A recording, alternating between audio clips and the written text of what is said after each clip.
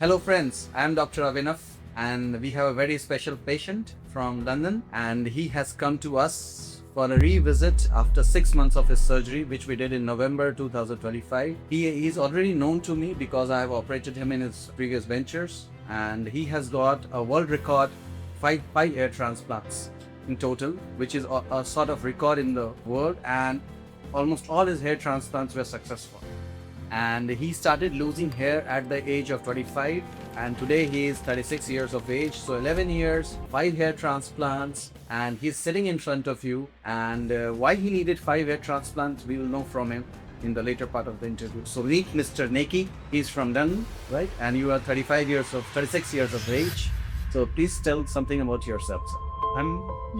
Started using my hair at a young age, and 25 was my first one, and it didn't go as planned. The planning wasn't as per of us. It was recently my last hair transplants and further hair loss. I didn't keep up with medication, so I had to chase the loss. Could come from Norwood 5 to Norwood 6 and 7. So he was Norwood 5 to 6. From 25 he was Norwood 5, then he moved to Norwood 6. I was the assistant surgeon in his second surgery and his third surgery as well. His baldness kept progressing. So what did he want? At this last surgery, I just wanted to just make everything uniform. Even if it was thin, it could have been thin. He wanted a homogeneous donor And with a plan, and you wanted to thin the rim of the crown. yes, So that the crown and the donor is in one, we just say one density.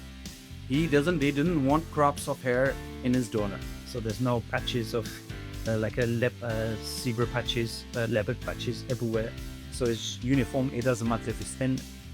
Future down the line, as I've discussed with the doctor, if I do get any more thinning, which I The plans to get a SMP in his donor. scalp my SMB should just uniform to make the donor even. So SMPs are very important too. I think he has also researched a lot on SMP, and SMP requires a uniform donor. Even now, to be honest, I'm very happy with the donor, how it's been left. It's not rush. I'm not going to rush into do something else, but I'm happy with where I am right now from work. Dr. Kumar, Yes. And now his baldness is almost stable. At 35 years of age, 36 years of age, 11 years, the effect of hormone starts waning off. Yes. So now his baldness is stable. He may lose still a bit over next 4, 5 years, 8 years. So we have chest grafts for that. And I hope he doesn't need that, needs those hair. Yeah. But yes, we try to refine the results of first 4 surgeries in this final surgery, and he seems to be happy. I'm very happy. I was in Delhi, so I thought, let me just go and show you. Second, the donor density is variable in every patient. So he had extremely good donor. So even 5 surgeries were successful in his case. We took 5 times from the scalp, 5 times from the beard, few from the cheek and the side locks, and a little bit from the chest as you have. So many areas we have to take from, and why he has lost that much we should listen from him. I've got the bad end. My brother, full head of hair. Me, I've got the bad end of the stick, shall I say. Of 5 hair transplants, 17,000. Yeah, so that's 17,400 grafts over 11 years, and most of which those grafts have grown back. So even after hair which grows back, there's still some loss of those transplanted hairs, and pre-existing baldness also progresses. Yes. And the first surgeon, you are young. So if you're going for your first surgery, you're going at 25, 26 years of age. And if it draws the wrong hairline, creates temporal points, and you're going to Norwood grade 6 or 7, and that's a disaster. So that transplanted hairline will always remain, and everything will go off in the next 5 years. Good thing you mentioned that. I blatantly remembered the hairline the first doctor drew on me. I don't want to say his name, it's who I've documented. He wasn't where he was. He was much lower, and I was shocked, because you have to educate yourself. If you're not educated, you're going to make a wrong decision, or you're going to let someone else make a wrong decision on your behalf. I think we extracted those hairs. That doctor literally wanted to put the hairline even so low, and even then when I got it higher, I still wanted it a bit higher, just the way I styled my hair. So the patient was more educated than the doctor. The doctor did. Or I may not say it that way, or in fact, patient was able to foresee his baldness progressing, and he took the wise decision to keep it up all the time.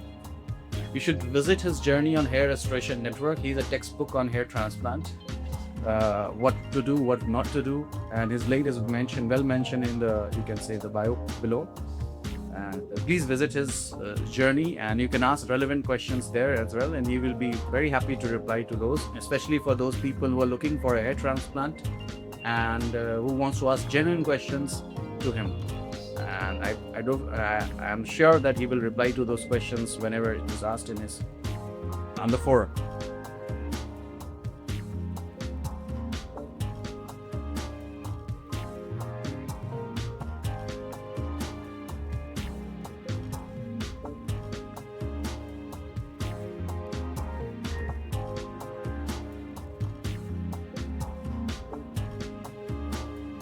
We try to do good work, and to get, you can say, patients who actually need quality work should come to us. Who thinks about, like, who wants focused quality work should come to us. And patients like him who are getting his most difficult surgery done from us is a testimony of you can say the understanding which we have, me and our team has developed over a period of time. It's very important that we do what patients want.